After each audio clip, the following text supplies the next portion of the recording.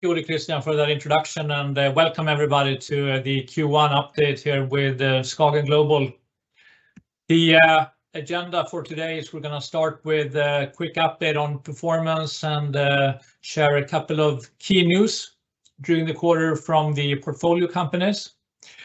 Then we'll do a bit of a dive into the recent banking crisis, which has obviously occupied a lot of the news headlines, and we think it's important to highlight how we think about this sector. And then third, of course, we look into the crystal ball. What do we see for the future? And then we end with the questions that we're, of course, happy to take.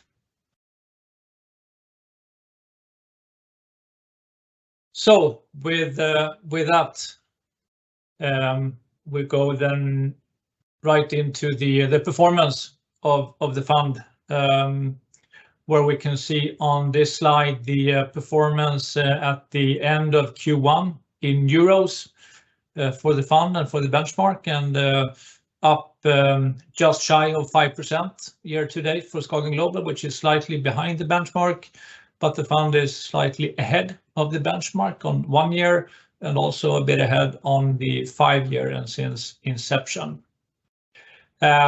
In terms of the performance, we've had strong performance in Q1 from the Danish freight forwarder DSV, which remains a high conviction fund, position in the fund with a substantial upside to our price target.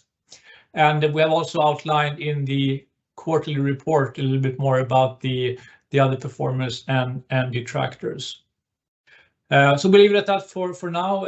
Happy to take any questions on it, but we wanted to also highlight what we have done in the fund during the quarter in terms of positions coming in or going out. First, with what has been leaving the portfolio is Partners Group. Here we actually sold most of this position during last year, so it was just a little bit left in the fund that we exited during Q1, and this is a Swiss based private equity firm, and we think given what has happened with the interest rate environment, the economy, and some other fundamental parameters, that it's not looking as attractive on a fundamental basis any longer, so we stepped away from that small investment. What we initiated during the quarter was a position in Mainfreight. And what is Mainfreight? Well, Mainfreight is a logistics firm which is based in New Zealand, although it has operations also outside of the Australia and New Zealand region. As far as we know, this is the first time since the inception of SKAGEN Global in the late 1990s that a company based in New Zealand comes into the fund as a position. So we're very happy to welcome Mainfreight into the fund. And as you can see on this slide, it has a number of different activities within the global logistics sector. We're not gonna go into the deep dive of the case here. We just wanted to quickly kind of show you an overview of this new holding in the fund, and point out, for example, that this is where the company is operating. I guess it is a world map, the way it looks when you live in Australia or New Zealand, with those two regions in the center of the world. And about half of the revenues from the company is derived from New Zealand and Australia. The other half comes from Europe, Asia, and of course the North American market. So as you can imagine, I mean, this is a company that has some great prospects for growing. Great location here in the Asian region to take part of the emerging middle class in many of those countries. It has about 10,000 employees, so still a fairly small firm, and we see some parallels compared to DSV, the way it looked if you go back in time when it was a much smaller company. And the last point we wanted to make is that it's also run still kind of by the founder. The founder is the chairman of the company, and as we have seen throughout the years, is that when you have the founder heavily involved in the company and with a tenured management team, that doesn't guarantee, but it certainly improves the odds of capital allocation being done in a prudent and in a wealth-creating manner. And that's also what you've seen on this. So this is the share price going back 20 years. And of course, it is a backward-looking picture, so it doesn't mean that the future will look the same, but we think that the setup is favorable. And as you can see, the stock kind of peaked at the end of 2021. We have been following this company for a long time, and we were just waiting for a more attractive entry point. So we were patient, and we think at these levels it's looking pretty attractive when you take on the long-term investment horizon glasses that we usually do when we invest. So more maybe to come on Mainfreight at a later stage. Another company that we wanted to give you an update on is also in the transportation sector, but now we're talking about railways, and Canadian Pacific, which is a name that we've held for some time in the SKAGEN Global Fund. Those of you who have followed us for a long time, you know that we talked about this back in 2021 in the spring, when Canadian Pacific launched a bid for a smaller but a competing railway in the US called Kansas City Southern. Yeah. And they proposed a merger, and this would be the first merger in the North American railway sector in over 2 decades. Yeah. So given that it is a relatively concentrated sector to begin with, we anticipate that it would be a pretty extended and extensive and thorough regulatory review process, and that's what happened. It's been going on for about 2 years. Now, before commenting on kind of what's happening in the regulatory review process, let's just kind of go back and quickly recap the investment case in Canadian Pacific. When we acquired or bought into the stock, the network for Canadian Pacific looked like this. Essentially a transcontinental railway in Canada, going from the port of Vancouver in the west, where you of course have traffic from Asia, freight coming in, and then through a couple of different routes, zigzagging the country, a small incursion into the US in the northern part of it, and then back out kind of at St. John, the major port in the east part of Canada. That picks up a lot of the Atlantic traffic, of course. So that was something we thought was actually a very attractive case in itself, given the competitive edge of running a railway if you do it in an efficient manner. Now, what happened after we bought the case was that you had this bid with the merger proposal come in, and what it would make is that it would add on this blue part to the Canadian Pacific network that goes down here through the Midwest, down into Texas, and then all the way through Mexico, down to this portion here, which is sort of known as the industrial mecca of Mexico.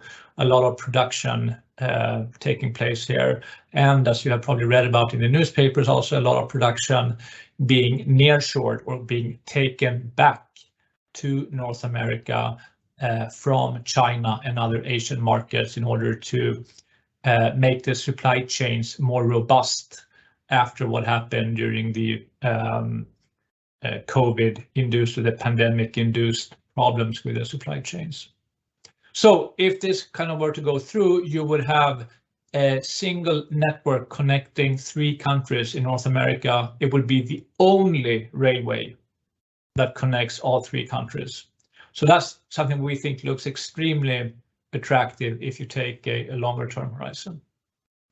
Now, the news that came during Q1 was that we finally got the approval for this transaction from the regulatory authorities.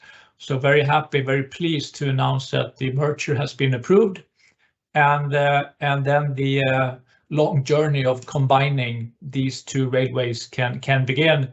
And it's something that is going to take a long time. It's not a matter of a few weeks or months. I mean, it's a multi-year project, but we think that it has a great potential to create value for shareholders. And just to remind you kind of what the value that has been created for shareholders by Canadian Pacific, this is a graph that goes back 20 years to 2003, end of Q1 2003 to be exact. And you can see that in euro, the total return has been 22 times the money, yeah, or roughly 17% CAGR during this time period, which is of course amazing numbers, and that compares to the World MSCI All Country World Index at 5 times, or 9% CAGR during the same time period. Yeah. So it has been a massive sort of excess value created by Canadian Pacific. But again, this is of course backward looking, and we need to look forward.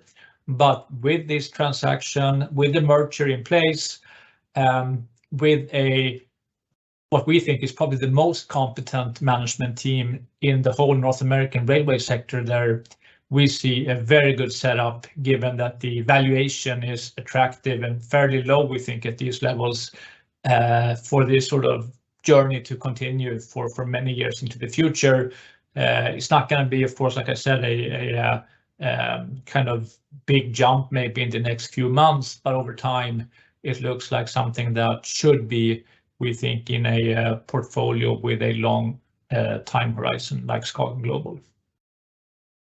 So with that, sort of the news that we thought we're going to talk about during the from the portfolio during Q1. Back to Ole Christian.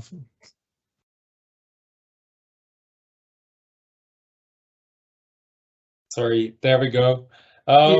Yeah, the banking crisis. We have had a chat before, Knut, and you told me that you were not really surprised as to why this banking crisis actually happened. Why not? Yes, I mean, we were not entirely surprised by the fact that we had a banking crisis take place, given the history of typically, a couple of banks going bust every decade. It doesn't mean that we were able to, or tried even to predict exactly when it was going to happen. That's not sort of the way that we run the fund here. But we notice that banking, it is an inherently fragile business model with a lot of high leverage built into it, almost by design, given that you have a pretty small equity portion that is supporting a large asset base. So it doesn't take a lot of trouble with the assets or on the liability side for the equity portion here to be questioned. And I mean, we had Credit Suisse sort of be taken over. We had Silicon Valley Bank go bankrupt, be taken over, essentially go bankrupt. We have Signature Bank disappear, and we've had First Republic take a big hit, even though it's still functioning as an independent entity. And to the topic of surprise or not surprise, I mean, this graph shows you what the financial analyst community thought about the banks at the end of February. So it shows you the percentage of analysts having a buy rating in green, a neutral or a hold in yellow, and then who had a sell in red. And down here you can see the number of analysts. It was still around 20 analysts per stock kind of covering it, and probably worth kind of reflecting on the fact that it was such a low number of analysts who recommending selling these banks, even though they virtually collapsed, all three of them.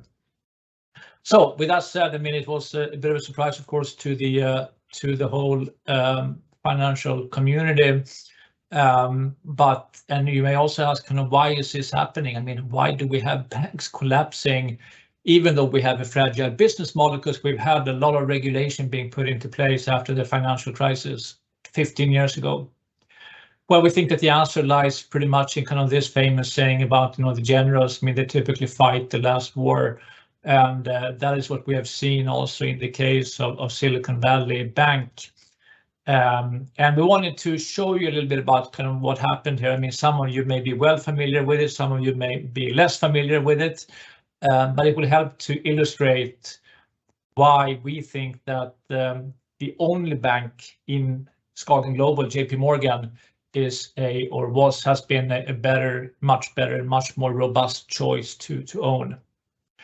So what happened with Silicon Valley Bank is we'll kind of give a simplified version, not going into all the nitty-gritty details, but it's at the same time talking about it in enough detail that it becomes apparent what happened. And we can start kind of here with the deposits. At the end of 2019, the bank had about 21 billion of interest-bearing deposits. Yeah. Then during the COVID time, so in a 3-year period, the deposit base went up to 92 billion. Yeah. So an increase of more than 300%. And anytime you see a bank increasing deposits by multiples over a few years, that should sort of tell you something, that this is probably a big risk in the making. And what happened then, when they got so many extra deposits, and we'll talk about this a little bit on the next slide, they made an investment into bonds, but they then made a fairly basic misjudgment on duration matching, which then led to essentially a bank run of the bank. And we'll talk a little bit about that just shortly here. But also kind of worth mentioning before we go into it is that the customer base of Silicon Valley Bank, as the name implies, was mostly from Silicon Valley, yeah, and especially from the venture capital community. And if you think back to COVID, there was a euphoria in the stock market. All types of new technologies were being showered in money, even though they weren't showing any profitability. So the venture capital firms, they got a ton of funding, and they put it kind of into the Silicon Valley Bank, which, by the way, is not a small bank. The US has about 4,000 different banks, and Silicon Valley Bank was the 16th, so 1/6, the 16th biggest bank in terms of assets. So not exactly a small institution. But then, so let's see what happens. So they got all these deposits. Let's kind of pretend that these deposits are in this bag of money. And then they have a choice. What do they do with the deposits that people put into the bank? They can choose, number one, to not do anything with it. Just basically keep them in cash. The problem is, if you keep them in cash, okay, they are safe. You have them. You can give them back out if somebody asks for the money. But of course, you're not making any money for yourself. There are no earnings for the bank if you just keep them. And the bank's basic business model is to get money in and then lend it out at a higher interest rate and then earn a spread on that business. So this is, of course, something that is not favored by incentive metrics or just in general by the banking model, especially if you don't have other types of segments, maybe wealth management or investment banking, that can bring you income. So it meant that Silicon Valley Bank, they had to essentially rely upon the second alternative, meaning investing the money somehow. And as we know from the financial crisis, banks nowadays get penalized if they invest in risky assets. Yeah. So to get to the most favorable capital coverage, they usually invest in different types of government bonds. Yeah. And that's what they did here too. They put it in bonds with some maturity. So looking a few years into the future for the bonds to mature. That way you could also earn some interest on the bonds. So that was good with the earnings. The problem was that if you have bought a bond, and as many of you will know, when interest rates go up, the value of the bond goes the opposite way. It goes down, yeah, if you market to market. The only way kind of the bond keeps its value is if you hold the bond until maturity. Then when it matures, then you get the money back. If you have to sell your bond in advance or before the maturity date, then you will market to market. And if interest rates have gone up, your bonds will be worth less. And what happened now was that you had big interest rates hike happening. They were big and they happened fast. And at the same time, the economy was beginning to change. Not as many deposits coming in. Some people seeing that, I can actually put my money somewhere else and earn some interest on it. So they wanted to get the money back from the bank. But since the bank had invested the money in these bonds, they had to sell some of the bonds to give the money back to the customers who wanted it.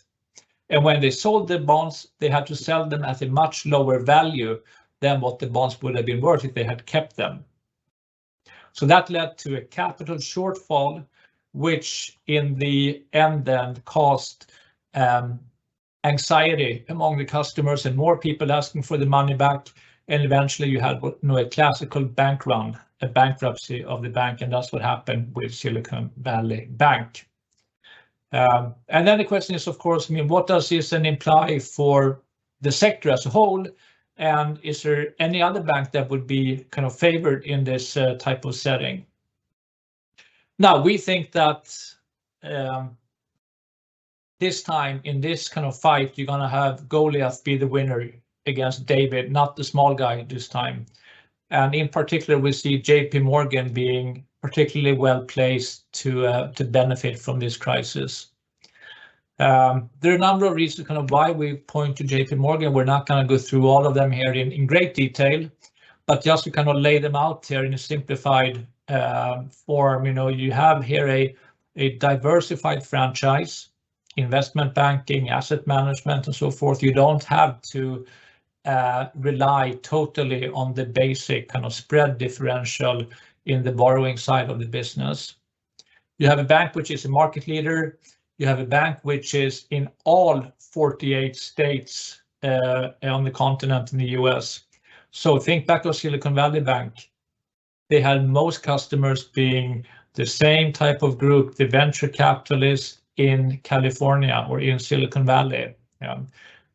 When you have a more diversified customer base, it is much less likely that everybody thinks the same and will run to the bank at the same time to get the money out.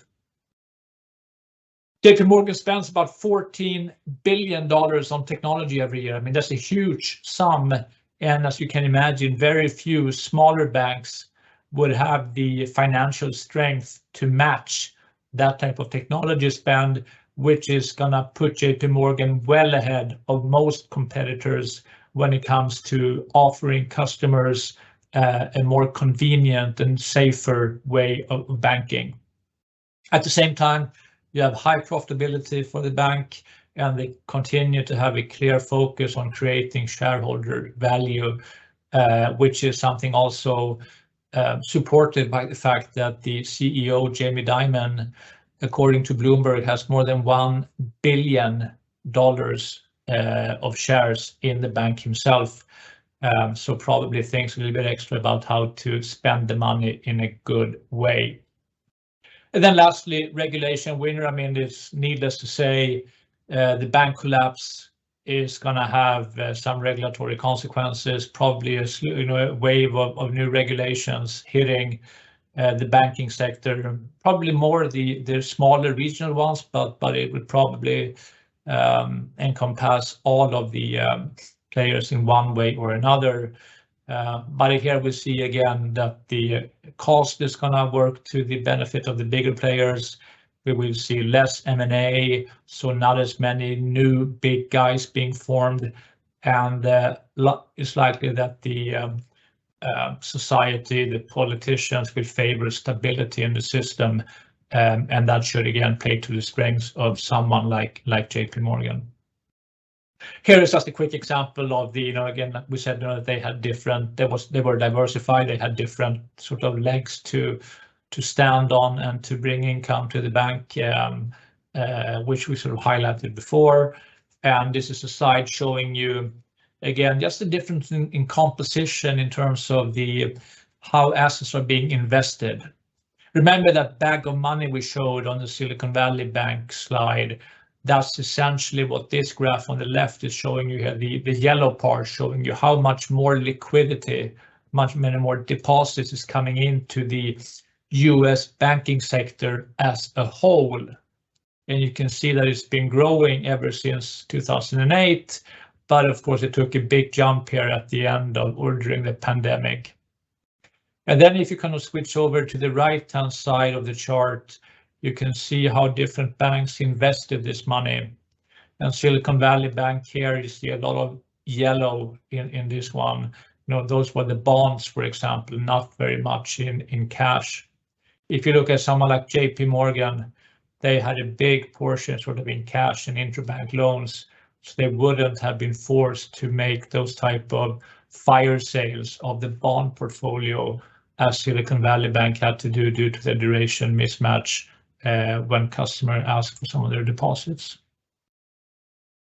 Another way to look at it is this graph, and this is kind of the last one, but just to again really drive home the message that if you have to make the choice or make the adjustments on the capital side for unrealized losses on the bond portfolio, you can kind of see how the capital level goes down. Blue is just sort of the common capital ratio, and then what you have in brown or yellow is kind of where it would end up if you have to take those losses. And you can see Silicon Valley Bank going all the way down to zero, essentially down to bankruptcy. Many other banks, you know, having a significant delta between their capital ratios in these scenarios, whereas JP Morgan is the by far best capitalized bank in either of these kind of two key scenarios. And this is something that we think is extremely important, given that we don't want to own anything in the fund that has a huge sort of financial risk due to poor risk management or due to weak balance sheets. We talked about kind of JP Morgan taking market share. This is one study, you know, so it's only one data point, but still it shows you kind of the people who took out the money from Silicon Valley Bank. Where did they put the money? I mean, which other banks were gaining customers at the expense of Silicon Valley Bank? And as this graph shows you, JP Morgan took about half of the customers. So obviously, these customers who were scared to death to have the money at Silicon Valley Bank, they wanted to put it somewhere where they felt that the money was safe. And apparently half of them chose to put it in JP Morgan. So that tells you something about the perceived stability and the reputation of the bank. And then kind of the final slide here on the banking side, just sort of looking at, again, a long time period. We like long time periods in SKAGEN Global because we think in terms of years. We don't think in terms of months or weeks or quarters. You see the tangible book value in the columns on the bottom here, kind of growing slowly but steadily, maybe not by huge amounts every year, but certainly climbing over time. And in the graph above, you have the share price of JP Morgan also going up over time, not going up every year. Actually, some years it's actually going down, but over time the trend is pretty clear, and that is, you know, typical what we're looking for in our investments. So to summarize, we think JP Morgan is going to be the winner in the banking sector, and you can of course ask yourself, okay, fine, but should you own any bank? And that's a question we can debate at another time, but so far we have come to the conclusion that it deserves to have a place in the portfolio. And the position size of JP Morgan is at 3.7% at the end of Q1, so it is sort of just outside the top 10 list for the fund. With that, I think we kind of move on from the banking crisis and just make one final comment about the financial sector in SKAGEN Global, because, you know, we have a meaningful exposure to the sector, although we think that the way that some of these companies are classified is maybe not fully correct. But just to be clear, I mean, this is, you know, the financial kind of subsectors. And when it comes to banks, what we own in SKAGEN Global, only one bank, JP Morgan, we've talked about that. Life insurance, we don't own any life insurers. We currently don't own any P&C insurers. We do own exchanges, for example, ICE and Nasdaq. ICE is a company that owns and operates the New York Stock Exchange. Insurance brokerages, we own a couple of those, for example, Marsh McLennan. Payments, they have recently been moved from information technology to financials according to MSCI. So there's been a reclassification of these companies. We think that companies like MasterCard, like Visa, they are essentially hybrids, meaning that, I mean, they are in some ways financial companies, in some ways they are technology companies, in some ways services. So it's not easy to sort of put them in just one category, but for now they are apparently in the financial sector, and we own those. And then we have a few kind of special cases like MSCI, the index provider, like Moody's, the credit rating agency. We own those as well. But key point being that we don't own really any companies that are pure plays on interest rates bets one way or the other. That's not something that we have found to be an attractive place to invest in currently for the fund.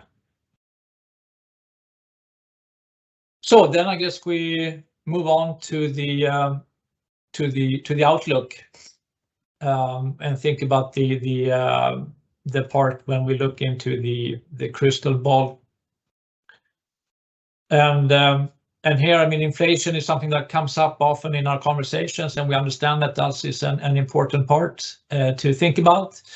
What we usually say about inflation, interest rates, FX, exchange rates, and so forth is that we don't have a strong view of exactly how they're going to pan out, and we're not sure that anybody else knows exactly either what's going to happen with these type of macro variables.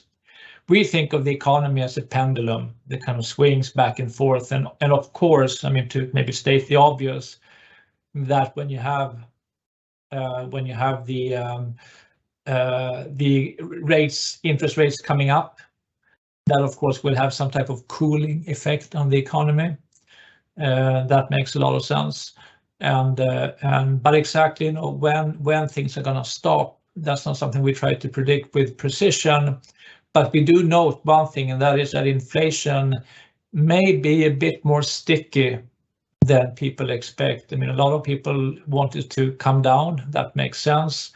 But given the politics, you know, that's being pursued around the world, it is to some extent still fueling the inflation, and more action will be needed for it to come down significantly from the current levels, we think, even though it's beginning to trend in the right direction. Then also sort of on the macro side, or when we think about the way we think about companies, and that we wanted to bring out here, is that you know, we think in terms of years into the future, and we want to find companies that can make it through a number of different economic scenarios. We think, in fact, that the current economic environment is pretty good for our companies, because our companies, they have pricing power, so they should be able to kind of make it through even an inflationary environment. If we were to have a more of a setback in terms, for example, like a recession, then our companies are well equipped with healthy balance sheets that would protect them on the downside, and maybe even make it possible for them to make some targeted acquisitions of a weakened competitor if that opportunity were to present itself. But over time, I mean, our companies, they tend to have a profile kind of like you see here, which is these are the top 6 holdings in the fund at the end of Q1. And the graphs, I mean, they show the earnings per share for each year. And as we have said before, I mean, not every company is gonna grow the EPS number every single year. Sometimes they will have a down year, like Microsoft had in these cases here. Sometimes the companies will have an extraordinarily good year, like DSV during 2021, 2022, when freight rates were going through the roof. but these are not sustainable levels, and we understand that part. But the key message is that these companies, they grow the earnings steadily over time, not in a totally linear fashion, but certainly when they grow the earnings per share, and maybe even more importantly, the free cash flow per share, that typically creates value for the shareholders, assuming that the entry point or the valuations are reasonable, and we think that they are actually undervalued in all of these different cases. So we see a favorable setup with the companies being able to continue to grow earnings in the current environment. And we have shown this one before, but we think it's worth to bring it up again because it is a key component of the strategy, namely to make sure that we're not trying to gamble with the portfolio, but that we actually have very solid balance sheets in the background for the companies. So that if something unexpected were to happen, or if we have a recession, if we have a geopolitical crisis, if we have something else happen, maybe interest rates go up a lot, even from the current point, then we will be well protected in the portfolio and be able to sleep well at night. And to kind of wrap things up, this is a top 10 list that we have here, and it shows you, again, as a reminder, some of the qualitative attributes that we look at in the companies, and then you have the quantitative measures in the chart, kind of reinforcing the message about competitive edge, balance sheet strength, so forth, profitability. And when we look at the valuation side, we see about 55% upside across the portfolio when we look 2 to 3 years out into the future. A lot more if we were to look 5 or even 10 years out, but this is a 2 to 3 year view, and we think that is not just an attractive, but actually a very attractive upside given what the current economic environment looks like.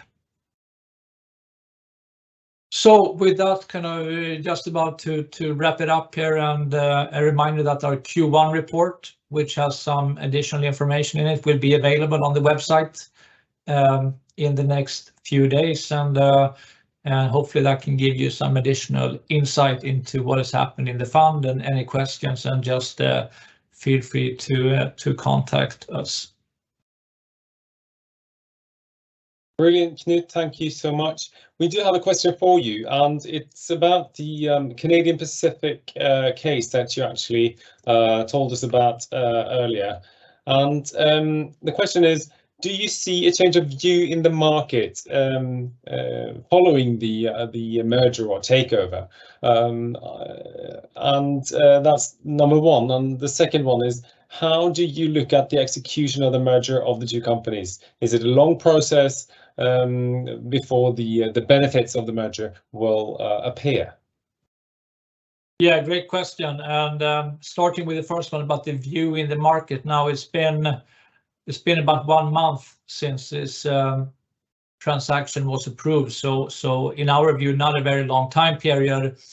We went back and we looked at, just as one data point, what do the analysts sort of say about this? And end of February, I think we had 62% saying having a buy rating on the stock.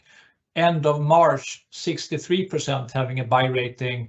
So a marginal, more positive view from the analyst community on the buy side, or on the buy rating side. On the other hand, we saw the sell ratings go from, I think, 3% to 6%. And that's, I guess, what creates a market. But also important to realize, kind of when we talk about this type of analyst recommendations, that they tend to have a 12 months horizon for their recommendations, whereas we think in terms of 3 to 5 years, or maybe even 10 years in some cases. So has kind of the view changed a lot? Not sure that it has been really any type of meaningful change at this point. We think that those investors who are not convinced yet, and that's probably a lot of investors, they are kind of in a wait and see mode, because, and this is sort of a good lead in to the second question, at the end of June, Canadian Pacific will host the Capital Markets Day, when they plan to give a more detailed update on the integration plan and the financial synergies according to their latest analysis. So we probably have to wait until then to get some more sort of meat on the bone and some real figures to look at. So that's sort of the next short-term catalyst. Like I said, preliminary information that we have is that it's going to take place sometime in June. And once that information is out, then we would expect the investment community to hold management and the company accountable towards those targets that will be put out. And if the company delivers in line or exceeds those targets, then that will hopefully be a sort of a good fuel to the investment case. But it's going to be, it's a matter of several quarters from here until we expect to kind of see any major change in sentiment.